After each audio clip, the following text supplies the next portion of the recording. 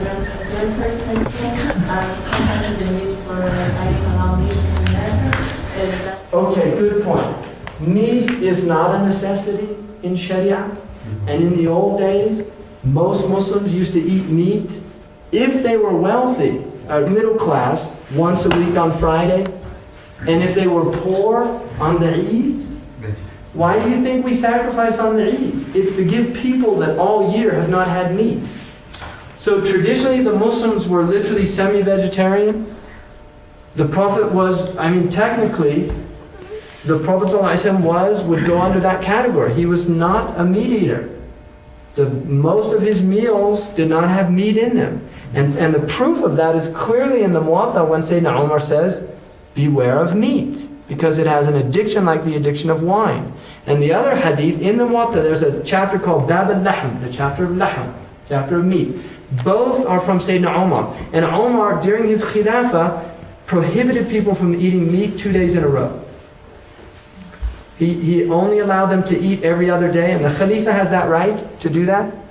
He did not let people eat meat every day. And he saw one man eating meat every day in the Muwatta, and he said to him, every time you get hungry, you go out and buy meat.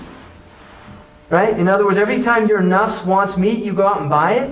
And the man said, Ya Amir al-Mu'min, ana qarim, which in Arabic, qarim means I love meat.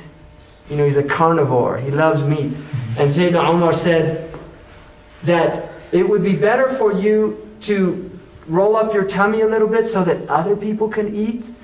Now Umar, if there was a prophet, after the prophet, it would have been Umar.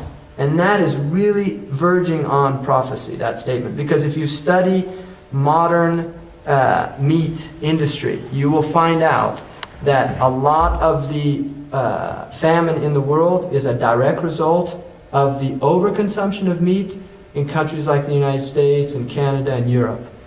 Because the amount of grain that is needed to produce 1 pound of meat, right, is much greater than the amount that you need to produce grain itself. So, and beef in particular. I really recommend Rifkin's book Beyond Beef, because it's an extraordinary book.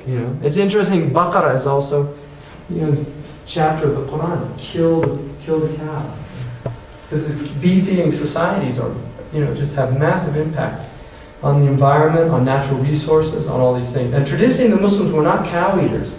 They were sheep and lamb when they did eat meat.